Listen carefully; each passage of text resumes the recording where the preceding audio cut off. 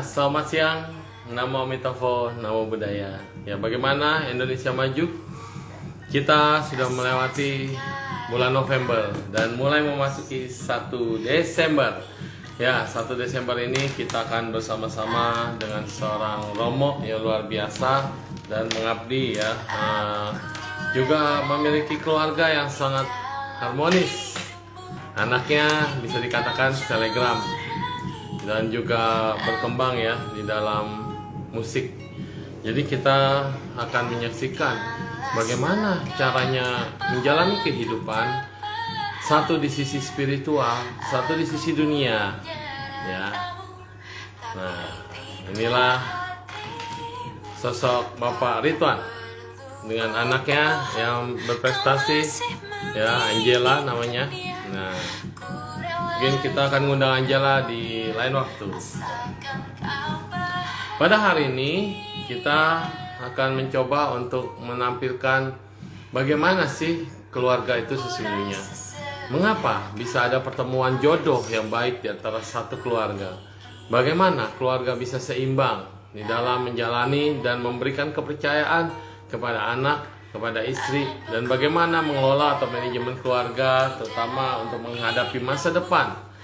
Dan saat ini karena banyak banget kesempatan yang bisa kita lihat, peluang ke depan begitu cerah, tetapi kadang-kadang kesempatan untuk maju atau kesempatan yang ada atau tabungan keluarga tidak begitu mencukupi. Nah, mari kita tunggu ya Bapak Ridwan ya. Udah masuk kah? Oh, sudah masuk bersama kita.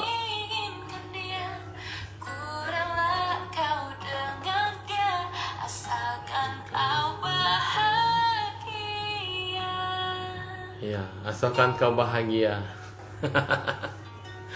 Semua memberikan kebahagiaan kepada orang lain, walaupun kadang harus mengorbankan dirinya sendiri ya.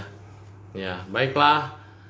Kita tunggu kehadiran dari Pak Ridwan. Tadi katanya sudah siap. Yes, sudah hadir bersama kita. Kamil. Ya.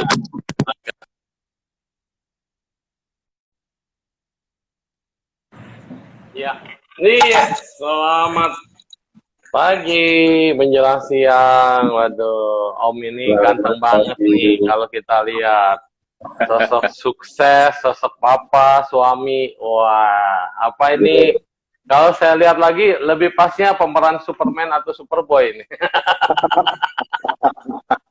Keren. Ya, selamat pagi Om. Saya panggil Om aja ya, biar lebih dekat. Kalau Romo katanya ketinggian. Kalau Koko kejauhan katanya. Karena saya sebaya sama anaknya Om.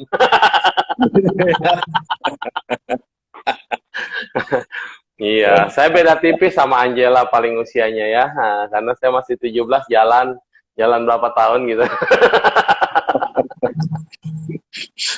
Iya, pagi silakan mengenalkan diri Pak Ridwan ya. Oke, selamat pagi, Su. Namo Buddhaya, Ya, nama budaya Mitoko. Ya, puji syukur kita pagi ini diberikan kesehatan. Hari ini saya bisa bertemu bertatap muka walaupun di udara dengan suhu saya ya. Ya. Ada Bante Prawira juga dari Papua tuh. Oh, semangat. Ya. Ada Romonya muncul. Bante Prawira semangat. Iya, Udah pernah ke Papua belum, Romo? Belum, nanti. Waduh, berarti kalah sama saya. Kalau ada undangan di Papua, kita ke Papua. Tuh. Iya, saya udah minum kopi sama Bante Prawira di Papua. Keren. Gitu ya. Wah, luar biasa. Saya belum kesampaian mau ke sana waktu itu, mau ke Raja Ampat, belum kesampaian tuh. Iya, kudu mampir dari Biak baru ke Raja Ampat. Iya. Oke, ya lanjutin Om, silakan. Bagaimana latar belakang? Thank you Suhu, hari ini saya diundang. Ya, saya mendengar acaranya Suhu Nengsiu ini luar biasa. Vibrasi kebaikan. Kayaknya kalau cuma gini Om. Tapi bukan dukun Om. bergetar lah alam semesta ini. Ya, bergetar alam semesta. Tapi banyak hal-hal yang saya ikutin dari awal, liatin hal-hal yang Suhu lakukan secara ininya tuh luar biasa. Jadi satu kehormatan saya diundang hari ini di sini pagi ini. Eh. Nah, Ya jadi kan pada kalau Om yang diundang kan ganteng, jadi saya kelihatan ganteng dikit Om gitu. itu ya, gitu. Iya. Kalau kalau hari ini ada yang bilang saya ganteng, pasti istri saya senang juga sih. Ya lah, udah itu mah sepasang yang bikin iri orang-orang tuh kalau di Berarti dia Instagramnya. bilang dulu, dia bilang dulu saya nggak salah pilih loh kata. Mantap. Ini yang dia bilang Ya, investasinya benar ya Om. Mendapatkan bibit yang baik dan kemudian juga anak-anak luar biasa, cantik-cantik, pinter-pinter. Sampai yang si kecil apa- juga udah ngegemesin sekali itu ya. Luar apapun biasa. mesti disyukurin Suhu. Ya, Apapun saya itulah namanya JODOH, jodoh yang ada chemistry dan saya kemudian mengumpulkan kekuatan energi yang positif. saya belajar dari yang senior-senior, terutama ya ya seperti Suhu lah. Jadi bagaimana Wah, mensyukuri sesuatu yang ada. Tanya betul. begitu. Ya udah jalanin aja lah. Tapi sebetulnya saya juga nggak tahu nih saya diundang ini kapasitasnya gimana ini. Kalau ceritanya sebagai orang tua, sebagai itu, saya pikir apa yang saya lakukan sebagai orang tua, sebagai suami, sebagai apa lagi ya? Mungkin kalau di perusahaan, di kantor ini saya sebagai seorang Pemimpin, leader, ya, leader, ya. ya sepertinya sudah dilaksanakan, dijalankan oleh semua teman-teman kita juga sama aja, ya kan? Ya, Semua juga menjalankan sama. hal yang sama, gitu loh. Tapi Jadi kadang balik begini Om, Coca-Cola ada di warung, ada di supermarket, ada di hotel, itu rasanya beda katanya.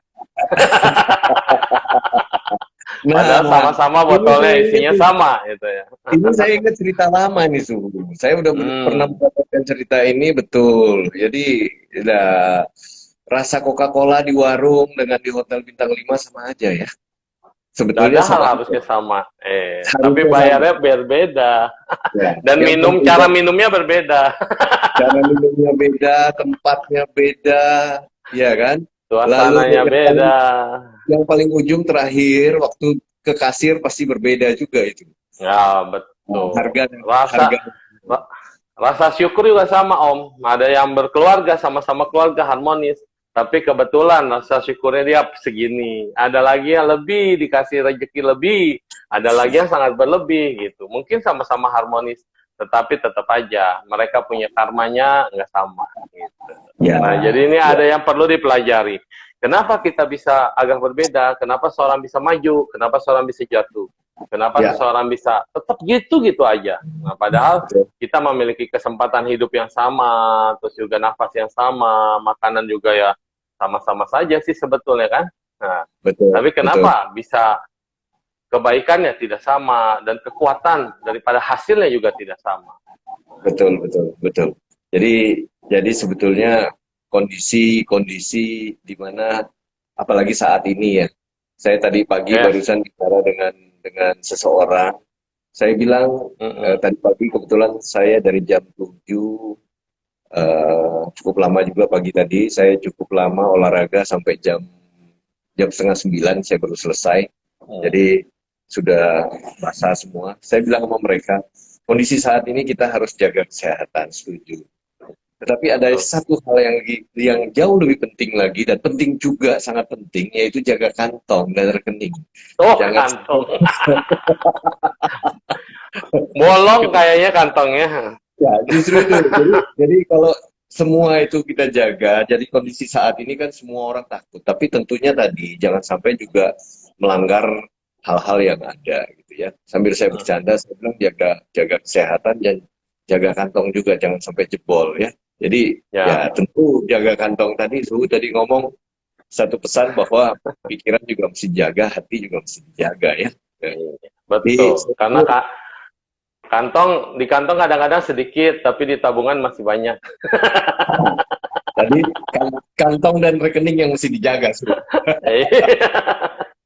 Ada Kantong dan orang rekening yang mesti dijaga. rekeningnya kosong, kantongnya banyak, ya Ya. Kredit cardnya banyak karena utangnya juga banyak katanya. Ya, kalau Ya, dulu ada istilah pengetatan ikat pinggang ya, ikat pinggang itu ya, harus diketatkan. Kalau sekarang udah bukan ikat pinggang lagi, udah ke leher katanya. sudah sampai di atas. Ya, Iya, sudah sampai sampai di di atas. atas. Iya, betul, Level betul. kesabaran manusia juga sudah betul-betul sudah memuncak bahwa katanya sampai kapan pandemi ini berakhir. Mereka juga banyak yang udah lagi begini-begini. Ada kemarin juga baru datang nih ketemu, dia bilang, Suhu tolong ini saya sudah 4 tahun menunggu penjualan aset dia. Tapi dia masih bilang belum ada gitu. Ada yang datang, pergi lagi, datang dan pergi lagi. Saya bilang ya saat ini bahkan orang yang punya aset banyak aja sekarang sudah nggak bisa ngapa-ngapain, udah ngapa-ngapain juga. Artinya Ya, derita itu milik bersama saat ini. Tetapi betul. kalau kita bisa fangsia, melepaskan. Kalau Ya, orang Islam bilang kun fayakun lah. Kalau misalnya memang ya, terjadi, terjadilah. Kalau kita ya, Buddhis, kita berkata, kalau memang milikmu, pasti menjadi milikmu.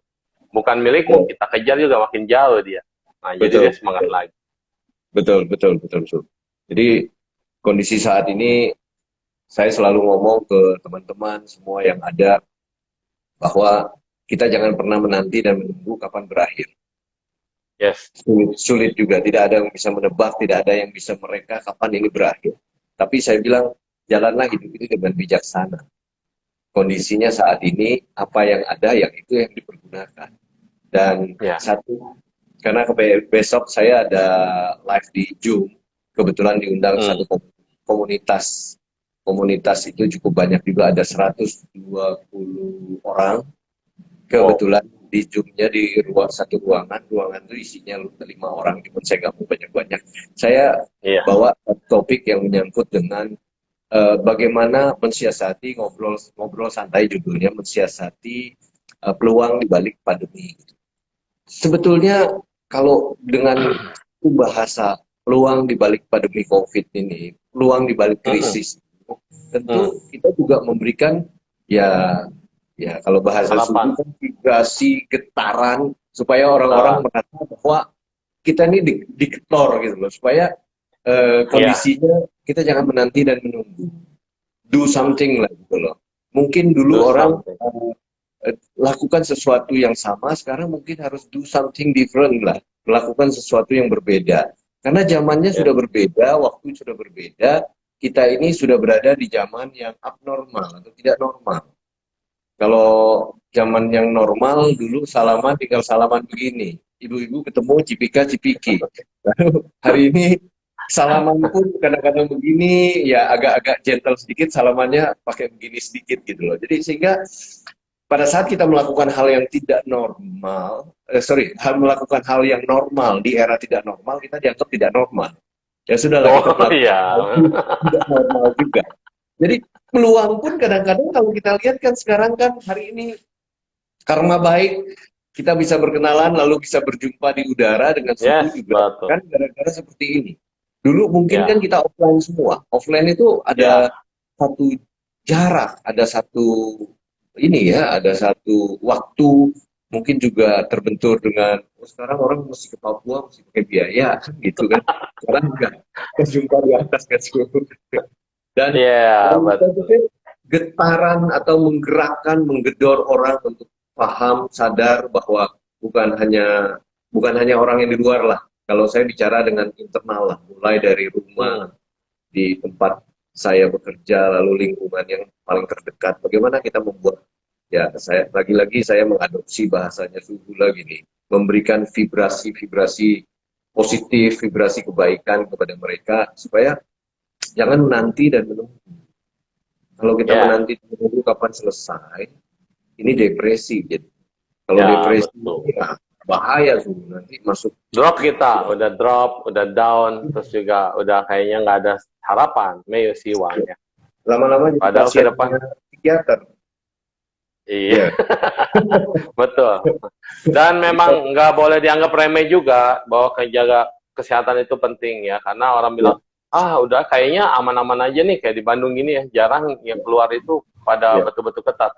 Sepertinya kayak nggak ada apa-apa, santai-santai aja gitu. Tapi kita kan nggak tahu ada di mana, posisi mana, karena dia adalah barang yang sangat mikro, virusnya. Betul. Tapi yang paling penting dah kebersamaan, betul tadi. Kalau betul. keluarga tadinya jarang ketemu orang tua sama anak, saat ini bisa work from home, jadi ada kebersamaan. Ini juga lucu juga ya. Di saat jauh pengen dekat, di saat dekat, aduh lama banget ini kayaknya tiap hari dalam pengawasan CCTV 24 jam. Tapi Ada yang tapi bilang begitu. saya merasa nyaman dulu. Hmm. Dulu sudah mungkin sudah hampir 4 tahun lah ya, hampir 4 tahun. Saya Hmm. bolak-balik dari Lampung ke Jakarta. Anak-anak dari tahun 2015 tuh posisinya ada di sana karena sekolah yang mulai dari yang kecil sekolah, yang nomor 2 kuliah, yang nomor 1 juga kuliah sampai dengan selesai. Saya mesti Hmm. bolak-balik ya. Mungkin orang di airport juga udah hafal muka saya pada waktu belum pandemi. Waktu pandemi bawa mobil lah kita takut. Mungkin orang yang di kapal hafal Oh, muka. Jadi iya, pada satu titik tertentu patut kita syukurin juga, terutama saya pribadi, dengan pandemi ini mungkin sudah 9 bulan, kami barangkali tidak ada lagi yang ada di sana, yang sekolah, lalu ada yang di sini bekerja. Jadi semua hmm. dari dalam satu rumah, jadi sehingga jauh lebih nyaman. Lalu saya sempat cerita sama istri saya, suatu saat kondisi normal, ya kan, semua, jadi saya bolak-balik, waduh. Tetapi saya tidak mengharapkan saya mengharapkan hal seperti itu berarti kondisi sudah normal kan seperti biasa Iya, seperti itu. betul. Plus Gitu. minus, tidak Iya, ada plus yang plus minus. terus, tidak ada yang minus terus. Ya, semua Iya, ada saling berputar. Jadi saat betul. bertemu, rasakanlah kebersamaan itu, nikmati, enjoy. Saat berpisah, ya jangan sampai sedih banget, tetap saling mendukung, saling menjaga, dan relakan yang memang harus pergi, ya pergi, kan nanti akan kembali. Ya, begitu. Saat bersama, Iya, hargailah. Saat berpisah, ya goodbye, doakan yang terbaik. Nanti pun di persimpangan pasti ketemu kembali.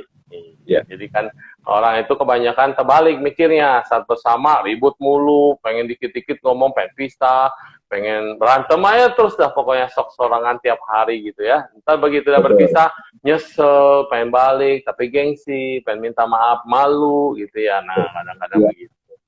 iya, iya, Missing iya, iya, kesempatan. betul. Ya, Terus mau nanya ya, nih Om, ya ya, siap. mau tanya, ini gimana nih ceritanya bisa menambah ke dalam keadaan suasana yang mendorong kita untuk kreatif. Kan banyak orang nih sekarang berpikir di rumah bingung mau ngapain. Terus kalau ngelihat anaknya makin lama makin kreatif nih. Wah, apalagi sekarang udah jadi gamers, ya bukan cuma ukulele aja ya. Nah, udah mulai gamers dan orang tua mendukung itu. Artinya walaupun di rumah dia tetap produktif, tetap kreatif, malah semakin lebih berkembang. Sayapnya lebih meluas walaupun tidak harus keluar-keluar. Terus juga lihat jalan-jalan dan segala macam kebersamaan dan terutama kreatif dalam kata-kata inovatif. Ya, Kayak Bapak ya, Ridwan ini quotes-nya bagus-bagus gitu. Ya deh, foto ambil jalan-jalan. Kalau orang-orang kan cuma take picture doang. Kalau ini ada quotes-nya dan itu menyemangati. Itu kan berarti ya. kreatif. Nah, mungkin ada tips dan trik gitu buat kita-kita semua yang mendengarkan di sini. Oke.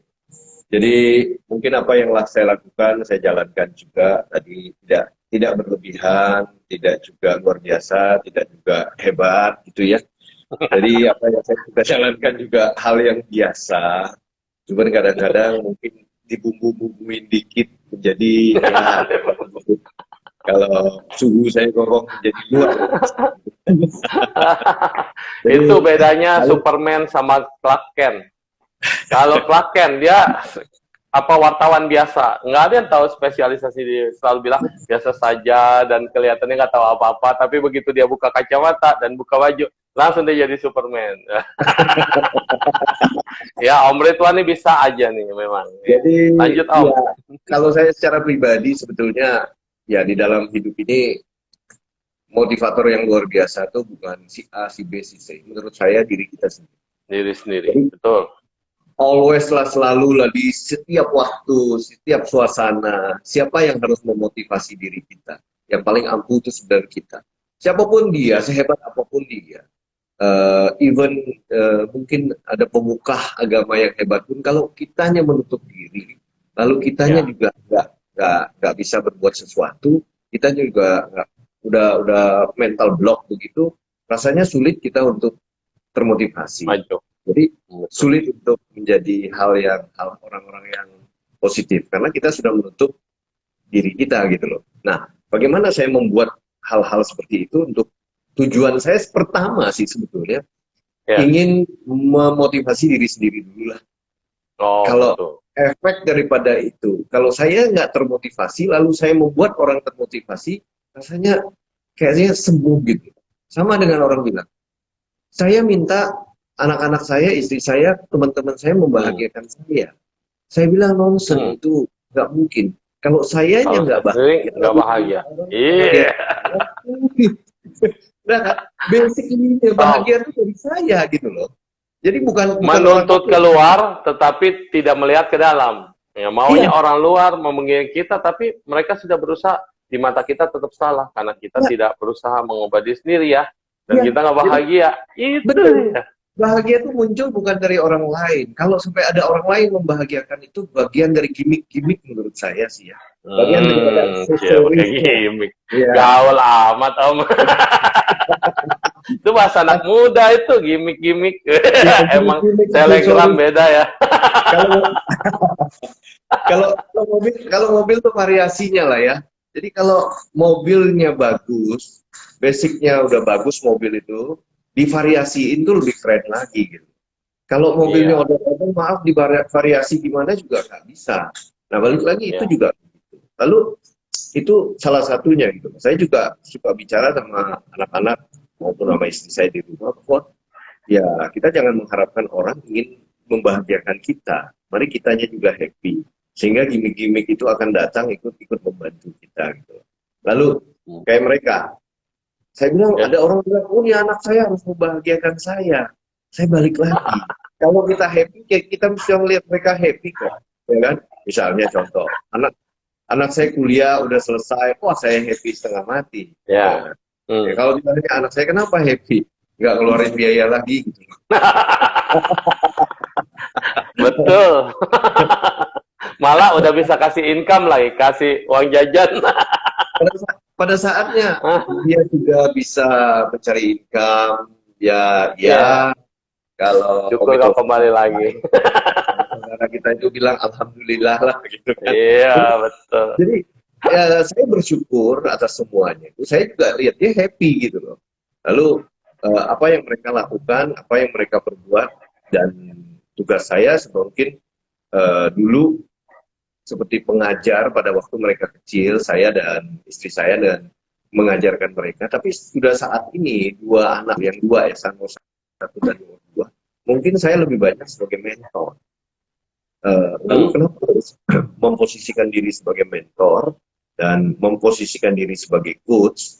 Karena apapun, Oh, bahwa ya. kadang-kadang di satu sisi dia jangan melihat saya sebagai bapak, kan sebagai mentor dan coach lah. Sehingga apapun yang Ya, mereka lakukan, ya kita bisa mentoring mereka gitu malum kan. nih. Hah? Oh, Kalau kalau kalau Mbak, saya jadi guru terus mereka lebih hebat-hebat kok, Su.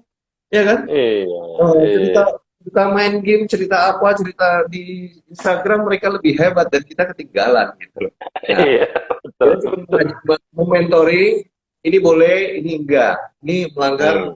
ya, norma-norma, ini enggak, ini oke, ya ini cocok nggak, ini, nah itu loh. Nah, biasanya Wisdom emaknya banget. yang banyak itu yang berkutat di situ. Sehingga saya selalu ngomong gini, Su, untuk meraih mungkin bagi sebagian orang mudah, gampang. Tapi untuk Hmm. mempertahankan supaya Susah, kita tetap susah. stabil, dan stabil itu mungkin juga mempertahankan stabil juga oke. Tapi Hmm. mempertahankan norma-norma. Kadang-kadang dunia saat ini sulit. Kadang-kadang lingkungan tuh Ya, norma-norma dari segi kemanusiaan, udah agama, dilabrak. ya Hmm. semua hal lah. Kalau kita lihat kan banyak hal-hal yang seperti itu. Ya Umi Toko lah Ya, sekarang. betul. Ya kita berusaha untuk membuat semua lebih baik. Tapi apapun, dibalik lagi, lead by example, Su. Lead by example. Jadi apapun yang dilakukan, ya memang membuat contoh itu tidak tidak mudah untuk Udah. iya. Tetapi Ya, akhirnya saya akan mengatakan kalau yang baik yuk contohin, kalau yang jelek lupakan. jangan. Nah, Yes, dalam betul. perjalanan kan kita nggak tahu, no? bisa ada hal yang buruk itu terjadi. Nah, Ya, itu sih. itulah dia sosok kepala rumah tangga. Jadi kalau mau membangun rumah, ya rumah tangga, ya ingat ya. Ini rumah loh. Jadi rumah tangga itu kalau bahasa Mandarinnya kan cia, ya kan? Ya, Cia itu ada atapnya, bawahnya itu babi. Saya tanya ya, kok babi ya? Kenapa ya, rumah manusia loh, bukan rumah babi? Iya, ya. soalnya kalau babi itu enak makan, enak tidur. Jadinya di rumah Oh, itu kita makan ya, juga enak, tidur juga enak, semua terpenuhi lah begitu ya. ya, Dan ya. kalau babi dianggapnya yang fengfu karena dia gemuk gitu, jadi makmur juga. Nah itu Oh, membangun rumah harus punya prinsip di rumah kita betah, makan enak, istri bisa masak. Iya, kalau sekarang bisa pencet GoFood, Grab gitu ya. Bisa pesan makanan. Terus kedua tidur juga harus enak, nyaman, tidak ada pikiran, tidak ada kesulitan. ya, Jadi ya, artinya oh ini adalah rumah. Terus kedua, betul. membangun rumah tangga. Rumah itu ada tangganya. Ya tangga Ya, itu ya harus pas, bisa dinaikin satu-satu, pelan-pelan, naik bersama, turun bersama, atau satu-satu naik, satu-satu juga turun. Itu adanya ya, tangga. Jadi kalau ya, udah rumah tangga itu, titiannya harus kita bikin yang benar tangganya. Jangan tangga miring-miring, kepleset nanti orang, ya kan? Terus ya, tangganya ya, tinggi-tinggi, susah naiknya. Jadi ini adalah membangun rumah tangga. Lalu ya, kemudian anak. Nah, anak ini seperti rumah harus cukup jendelanya, pintunya pas, ada pintu keluar, pintu masuk, dan jendelanya itu ya, bisa masuk cahaya. Sehingga ya. anak bisa melihat jendela rumah kita. Wah, ada film dulu, jendela rumah kita. Dan dia bisa melihat wawasan, dia juga bisa melihat dibimbing sama orang tua. Ya. Dan dari luar bisa melihat ke dalam, dari dalam bisa melihat keluar. Ini yang paling penting adalah kemarin kita bicara tentang jendela hati. Nah, jadi di Ya. sini panutan ayah luar biasa. Banyak orang loh yang ngiri, Om. Waduh, saya pengen punya keluarga kayak gini ya. Tapi dia lupa, sebenarnya ayah dia itu mungkin tidak seperti ayah yang orang lain, tetapi ayah dia itu punya kelebihan yang orang lain tidak punya.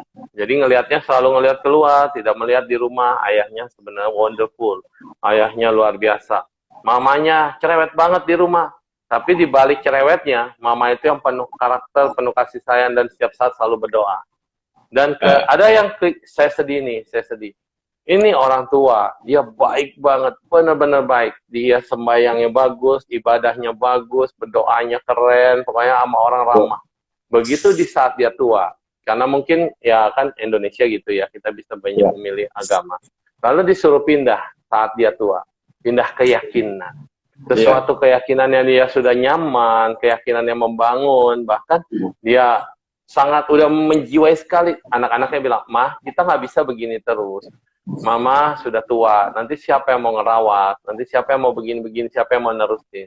Akhirnya mamanya sedih, dia bilang, "Ya sudah, kami ikut kamu." Terus nangis, Om, dia curhat gitu, nangis ke saya. Ya, saya bilang, "Nggak apa-apa, sebenarnya kita ini sama aja. Agama itu cuma pegangan. Ketika pindah ke sana, keyakinan yang baru, berarti dapat guru yang baru. Mengajari sesuatu yang indah, suatu hal yang bagus. Tetapi jangan lupa juga apa yang kita sudah pelajarin, apa yang kita sudah bina, apa yang kita selama ini sudah lakukan, itu tetap berada di hati, tidak akan hilang. Dan teruslah berbuat sesuai dengan hati kita. Hati kita pas di sana ya sepenuh hati di sana. Hati saat kita sendiri dan mau ke sana, ya nggak ada yang melarang kan. Itu adalah kebiasaan, saya bilang gitu. Tapi buat anak-anak ya, saya mungkin di forum ini kita pengen ngomong bahwa agama itu ada pegangan. Jangan pernah memindahkan orang yang sudah beragama. Kenapa begitu? Karena Anda besar, sukses, berhasil itu karena orang tua Anda yang dulu memang beragama itu. Coba bayangin, kalau orang tuanya itu tidak berhasil dalam menjalankan ibadahnya, orang tua itu tidak berhasil dalam membuat dirinya sebagai manusia yang benar dan mendidik anak-anaknya, apakah ada anak-anak yang sekarang? Saya yakin tidak ada. Tapi karena cinta kasih orang tua itu sungguh dan dia selalu berdoa, dan doa itu dijawab. Anak-anak itu sukses, anak berhasil. Nah ini yang saya sedih kemarin. Tapi saya bilang, tenang aja, saya sudah di Bandung, nanti kapan-kapan kita makan bareng, kita apa. Saya bilang gitu. Justru ada sekarang komunitas baru nih Om, dengan vibrasi positif dan vibrasi kebaikan. Kita malah semua agama bersatu tanpa ngomongin agama, dan kita itu seperti saudara. Betul. Ada juga yang keluarga, karena beda agama, jadi kayak orang lain. Tidak ada kayak saudara. Nah, jadi kita mau di sini adalah membangun keluarga yang harmonis, keluarga yang penuh toleransi, keluarga yang berbineka, dan menghargai. Hati adalah hati. Anda punya hati, saya punya hati, semua punya hati, kita bersatu dalam satu hati. Nah, itu Betul. kan lebih indah gitu. Luar biasa. Iya. Luar biasa Saya sih. suka sedih kalau udah lihat orang tua itu nangis-nangis gitu. Itu masih mending, Om. Ada yang udah dipetiin, udah dia meninggal, dipetiin, lalu kemudian ditransfer gitu istilahnya. Terus kan dia umat kita, dia baik banget, dia aktivis wihara. Kita mau doa aja nggak dikasih. Waduh, kita sedih. Saya nggak kebayang itu di dalam peti bagaimana ya. Tapi kita kan kalau di Buddhis no problem. Kita doain di wihara masing-masing juga bisa ya. Kita doakan, simpan jasa buat dia. Dan itu kadang-kadang saya nggak habis pikir gitu. Orang seumur hidup dia sudah memiliki satu pegangan yang benar, berhasil dalam hidupnya. Kecuali dia jahat, kecuali dia melakukan banyak pelanggaran, kecuali dia melakukan penyimpangan, itu nggak ada masalah. Anda tarik untuk dibenerin, saya suka cita. Tapi kalau udah orang baik seumur hidupnya, dan anak-anaknya pun sukses, anak-anaknya berhasil, kalau bukan karena orang tuanya, karena siapa? Nah, di situ. Dan kemudian orang tuanya di saat terakhir harus pasrah. Kalau dia percaya, dia terima, mungkin dia akan naik. Tapi kalau enggak, kan dia pasti turun ya, Om, kalau menurut pandangan Budi. Iya, iya, iya. Iya, iya, iya. Memang. Jadi, Ya. saya berharap gitu, Pak Ridwan bisa jadi contoh. Ini buat keluarga yang harmonis, anak-anaknya terus bisa mendukung dan bisa menyebarkan vibrasi yang baik gitu. Sehingga pengertian nanti ke kapanpun nggak ada masalah. Anak-anak itu mau bagaimana, pengertian terhadap kebaikan adalah kebaikan. Nilailah kebaikan, bukan agamanya, karena semua agama mengajarkan kebaikan. Nah, jadi hidup di dunia yang berbineka dengan menghormati orang lain, maka kamu akan dimuliakan. Dengan tidak hormati siapapun, termasuk orang tuamu, dan hidupmu juga tidak akan begitu mulia, karena di matanya kamu sudah gitulah, Om. Susah keluarnya. Nggak keluar ya, Su, ya? Sedih. Ya, ya, ya. Dan saya pikir saat ini dan dari dulu, sekarang, dan selama-lamanya mungkin agama ini juga harus menjadi pegangan. Terutama mungkin anak-anak di era sekarang ini, Su. Ya, minimal kan mereka harus punya gambaran pegangan. Bukan agama untuk mereka bawa, untuk mereka pertunjukkan, tetapi bagaimana mereka bisa merasakan, menjalani, dan memeluk. Ya, tapi yang paling penting menurut saya juga praktek yang harus dilakukan. Ya, praktek hal-hal yang baik yang mereka lakukan, mulai dari untuk lingkungan yang terdekat. Kalau menurut saya lingkungan yang terdekat duluan, jangan lingkungan yang terlalu jauh. Kalau lingkungan yang jauh kita melakukan, lingkungan yang dekat sendiri kita tidak pernah melakukan apapun, rasanya agak aneh sedikit ya, agak aneh. Jadi susah juga saya mau ngomongnya kenapa aneh gitu kan. Tongsis, Om, tongsis bisa dipanjangin. Tongsis bisa dipanjangin kan, bisa dipendekin, tapi fungsinya kan sama, mendekatkan yang jauh, menjauhkan yang dekat. Ya, kita foto-foto orang lain mengapresiasi, keluarga sendiri, foto apaan sih lu? Ya, itu. Jadi memang jadi membangkitkan habit buat, terutama buat anak-anak, tidak mudah. Tetapi lagi-lagi tadi, lead by example. Lagi ya sebagai leader kita juga memberikan contoh. Kadang-kadang tadi Su sempat ngomong, ya orang tua ya mesti panutan segala macam. Kan ada orang pernah sharing ke saya secara pribadi. Lalu dia mengatakan demikian, saya ini sebagai orang tua nggak pinter, nggak banyak ngerti, nggak banyak pengetahuan, dalam tanda petik bego lah gitu loh menurut dia ya. Nah, saya kan nggak bisa ngasih contoh kepada anak-anak saya, lalu harusnya gimana ya? Jadi saya pikir ya manusia itu segimana-mananya kan, yang penting kan dia bijaksana. Almarhum papa saya juga menurut saya orang yang sangat bijaksana di mata saya gitu. ya kan? Yes. Ya, dia standar-standar aja, nggak seperti Superman kan? Ya, tapi Anak ya kan yang Superman. iya, tetapi, tetapi karena dia bijaksana, lalu kami juga jadi panutan. Jadi oh ya bijaksananya seperti ini, ya kan? Kalau yang namanya bijaksana itu kan sulit dilukiskan kadang-kadang hal-hal yang seperti apa sih yang orang tua yang bijaksana itu kan gitu kan, ya. Kadang-kadang banyak orang tua yang bijaksana bijak sini kan gitu. Biji sini dulu, baru sana. Ya, Sini tetapi belum, udah ke sono katanya. tetapi apapun menurut saya tuh, ya kita mesti kasih contoh hal-hal yang baik. Rasanya setiap orang tua pasti punya added value lah ya, punya nilai lebih apa yang bisa dia lakukan. Tapi kalau ada orang tua yang dalam tanda kutip pintar, ya ya itu nilai-nilai tambah yang luar biasa, bonus lah buat si anak gitu. Tapi si anak juga mesti melihat orang tua itu dari sisi-sisi yang mungkin dia lihat maminya seperti apa, sisi-sisi positifnya, lalu lihat bapaknya seperti apa, sisi-sisi positifnya. Ini bisa menjadi hal yang mereka ambil.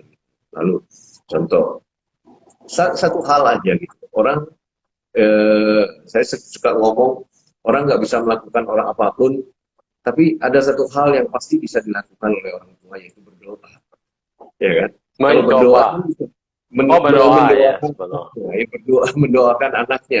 Jadi itu pasti bisa dilakukan oleh orang tuanya. Setidak-tidaknya itu bisa menjadi satu panutan. Wah, orang tua saya itu pernah mendoakan saya dulu masih kecil gitu. Ini kan satu hal yang dilakukan. Makanya kalau kami sendiri kadang-kadang membiasakan ya kondisi saat ini nih, ya tadi ada sisi positifnya juga. Jadi Hmm. kita ya usahakan sehari itu ya kalau nggak sekali ya 2 kali tetap harus sembahyang di altar. Kebetulan di rumah kan ada altar.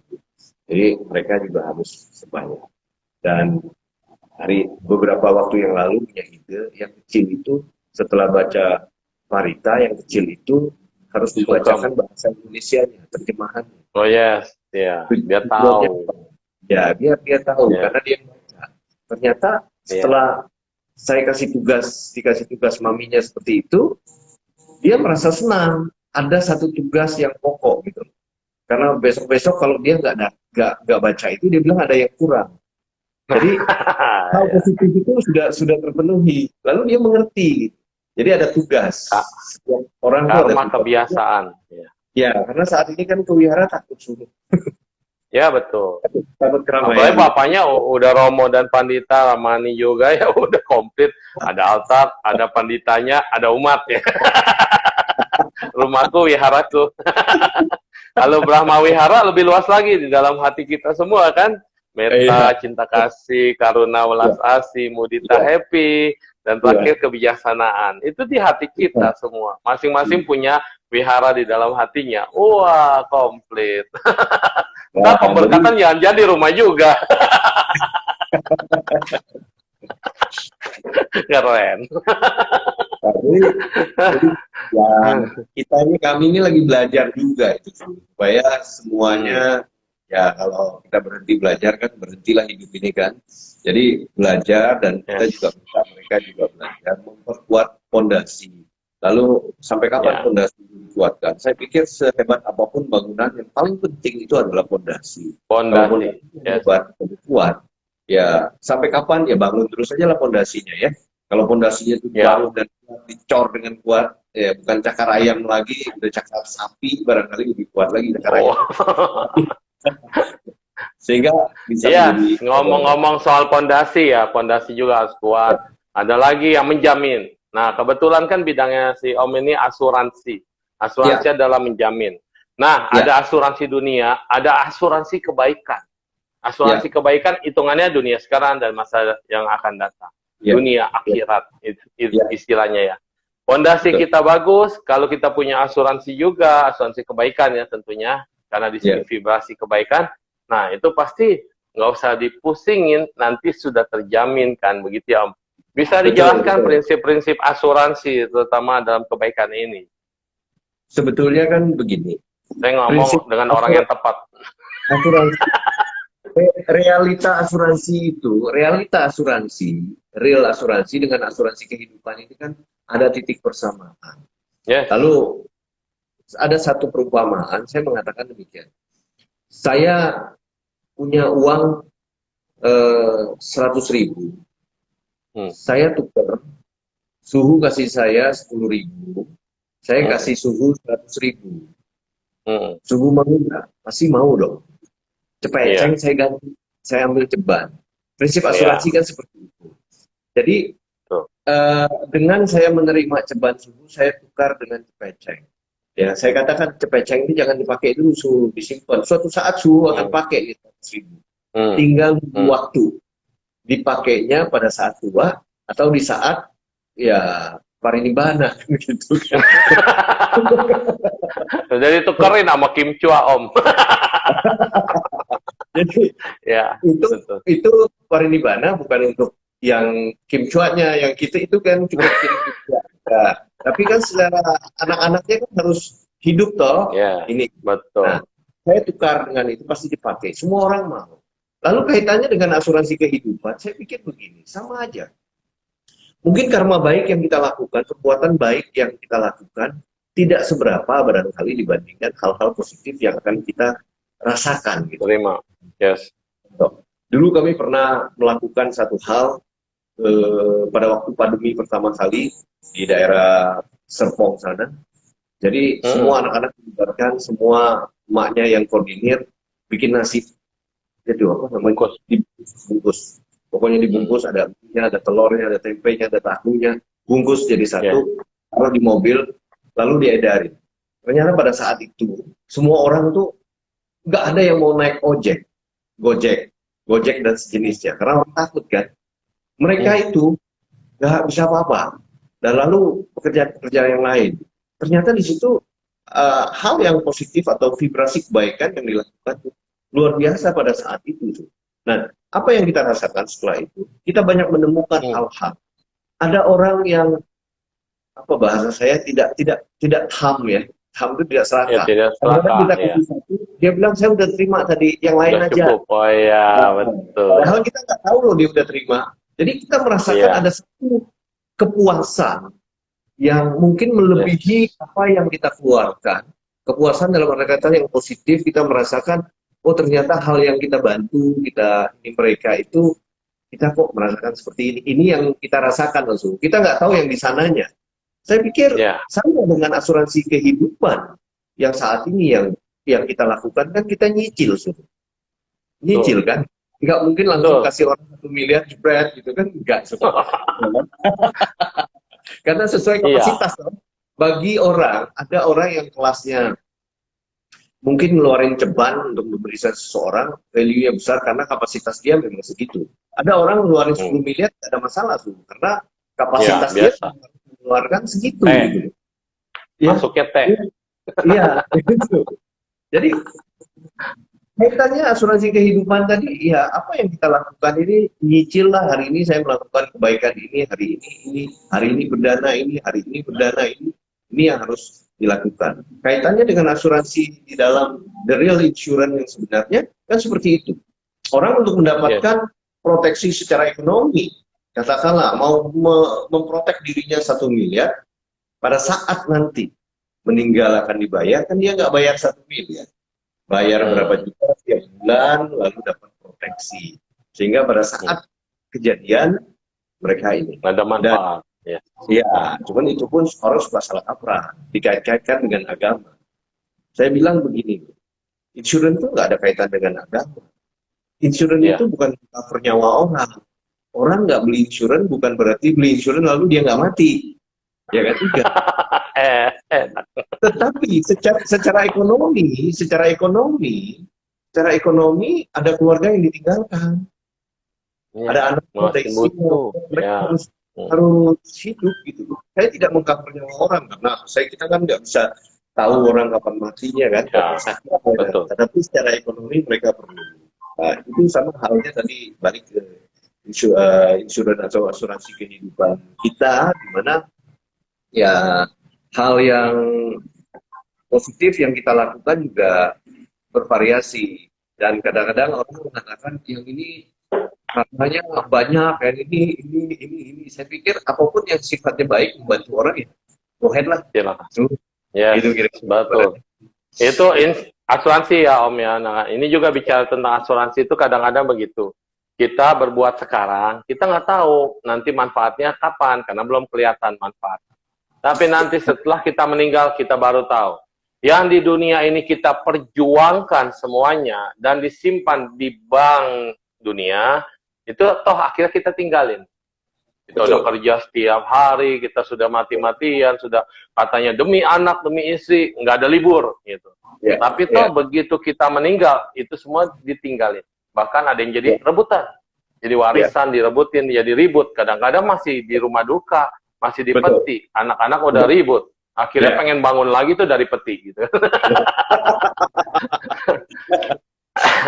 Tapi kayak asuransi kebaikan ini adalah kita berbuat baik kepada orang. Kelihatannya memang kurang, kita punya uang, kita punya harta berkurang, kita bagi. Tapi yang dibagikan itulah yang sesungguhnya adalah milikmu. Orang nggak tahu ini. Yang kita berikan pada orang lain, yang kita lepaskan pada orang lain, itulah yang menjadi tabungan asuransi buat di masa yang akan datang. Kebaikan, investasi jangka panjang. Ya, jadi dia setelah mempunyai pikiran yang benar ini, langsung dia rela ikhlas. Ada orang yang nggak ikhlas loh. Begitu dia bilang, jangan berdana, buat apa? Orang ini masih mampu, orang itu masih bagaimana, begini. Ya udah, akhirnya dia simpen. Ternyata prinsip ekonomi ya, prinsip dagang ya, atau just in time itu sama dengan prinsip kebaikan. Jatah kita nih segini, gudang kita nih segini. Barang datang, barang masuk. Kalau bisa, barang datang langsung keluar, langsung bisa dijual. Kalau enggak, dia jadi barang mati kan. Nah, di dalam gudang. Kalau first in, first out, atau just in time, langsung nggak perlu ada carrying biaya penyimpanan. Nah, ini kalau bisa ada rezeki masuk. Kalau bisa juga kita bagi-bagi atau keluarkan, dan sebagian ditabungin, sebagian buat operasional. Nah, ini adalah yang bijaksana. Tapi memang kita juga harus punya tabungan. Nah, jadi apa yang kita bagikan akan keluar. Kalau enggak, orang bilang, saya nggak punya waktu, atau saya pelit buat apa sih, gini. Ini akan numpuk nih, kekayaan kita numpuk. Dan apa yang terjadi? Barang mati ibaratnya. Dan kita ini ada takarannya, orang bilang. Kalau enggak ini keluar, bagaimana bisa masuk lagi? Kalau ini udah penuh, tabungan karma baik kita memang cuma segitu, udah penuh, akhirnya harus keluar. Keluarnya gimana? Ada yang dirampok, ada yang dicuri, ada yang kebakaran. Lebih sakit kehilangan dengan cara yang negatif tadi dibanding kita ikhlas, kita redo, kita mendanakan pada orang lain. Toh sama kehilangan. Bedanya yang satu kehilangan habis, nggak ada manfaat. Yang satu kehilangan bermanfaat, investasi buat yang akan datang. Dan tanpa sengaja masuk terus itu rezeki, tidak pernah berhenti. Ini yang orang lain kadang-kadang kurang mengerti gitu tentang investasi kebaikan. Jadi saya agennya nih Om.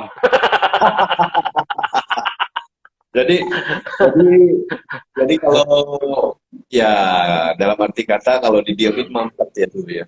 Jadi air di tong itu kalau pipanya lumutan semua. Lumutan. Begitu mau dipakai susah. Ada kisah seperti itu yang mampet ini. Jadi orang tua ini baik banget. Dia berjuang, dia berusaha, nggak ada suami, dia fight, dia kumpulin semuanya dengan harapan buat anaknya. Dan karena dia cinta kasihnya luar biasa kepada anaknya, dia serahkanlah semua sebelum dia meninggal gitu. Artinya dia nggak mau pusing, dia mau hidup tenang di saat usia tua. Ketika sudah diserahkan semua ke anaknya, dia tuh nggak punya apa-apa kan Om ya? Apa yang terjadi? Yang terjadi adalah saat dia mau minta sopir untuk nganterin dia, nggak bisa, Ma, ini mau nganterin anak. Saat dia mau kumpul sama teman-teman ya, Mama mau kemana? Ini kita lagi ada gini, nggak boleh ke sana, gini. Saat dia mau ke dokter aja minta uang. Kok ke dokter lagi? Kemarin baru ke dokter. Ya ampun, dia bilang. Salah siapa ya sebenarnya? Cinta kasih saya nyerahin semuanya ke anak-anak biar saya lebih enak, tapi malah saya tidak bisa menggunakan apa yang dulu saya lakukan, apa yang saya dulu peroleh gitu. Jadi manusia ini banyak sekali problematikanya gitu ya. Makanya saya saranin lah sekarang, anak-anak kalau udah sukses, jangan pikirin, biarkan mereka sukses sendiri. Tapi Setuju. gunakan untuk kita kebahagiaan orang tua. Jadi kalau dulu nggak pernah keliling dunia, pakai duitnya buat keliling dunia. Nggak usah pusingin warisan, gitu ya. Kalau anaknya Setuju. ada yang belum sukses, nah baru tolong dibantu lah.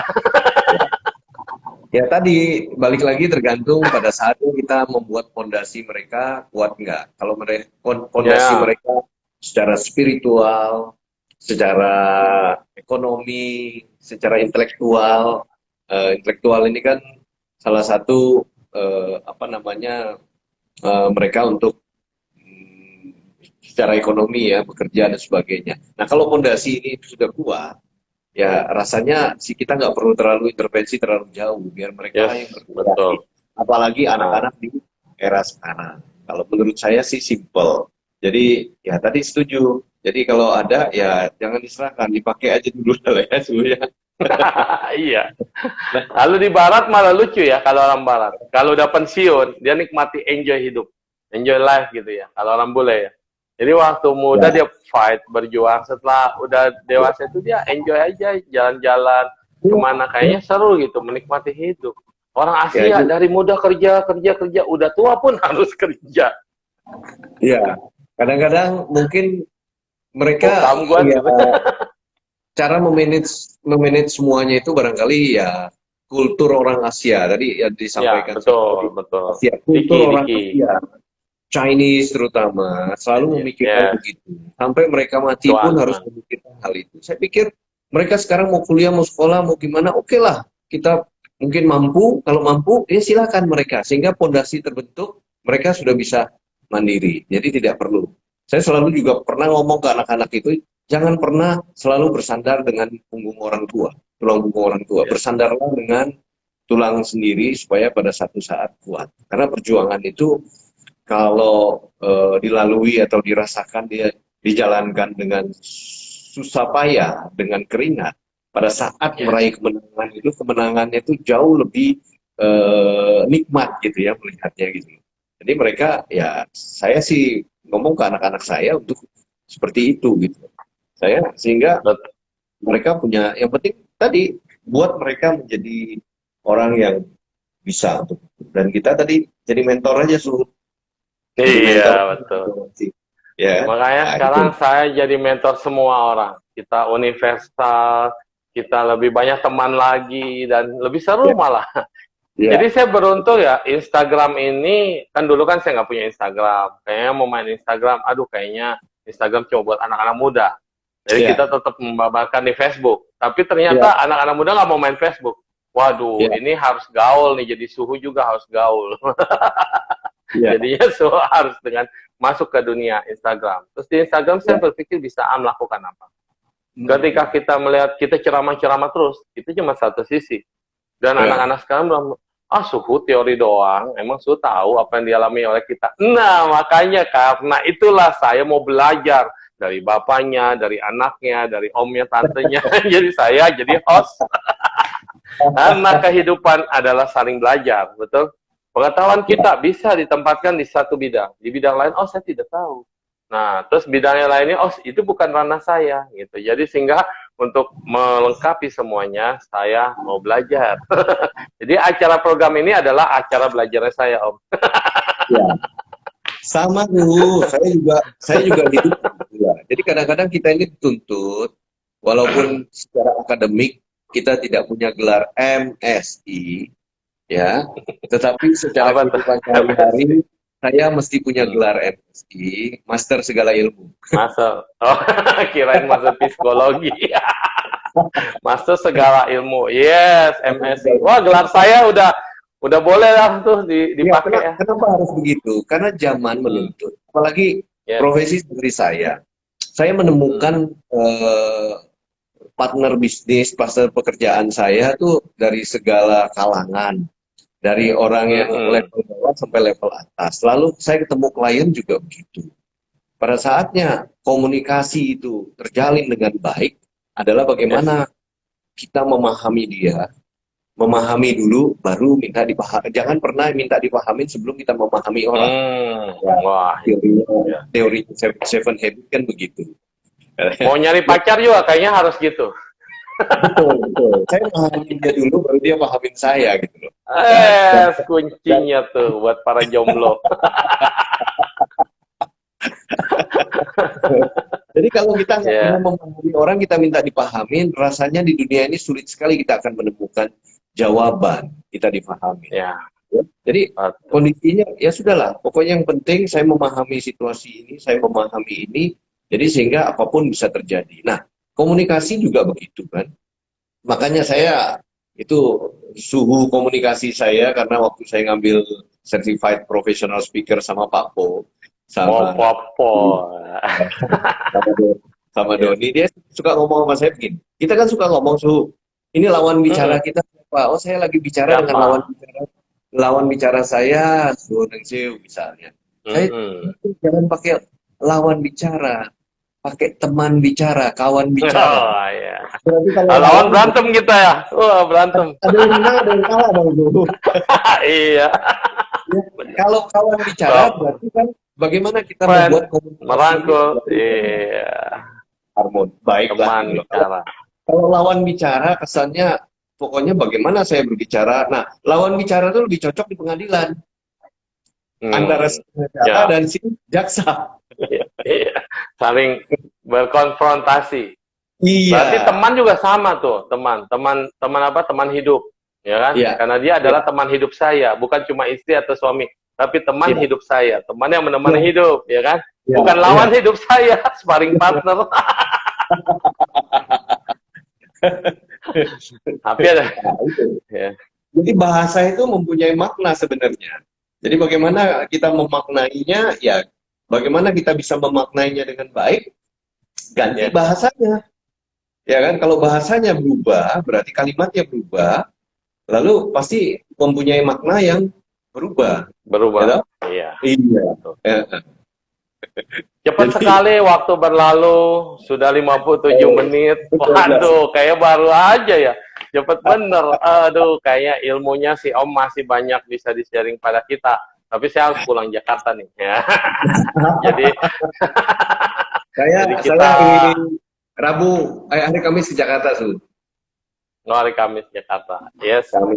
Kamis Jakarta ada beberapa event juga kebetulan.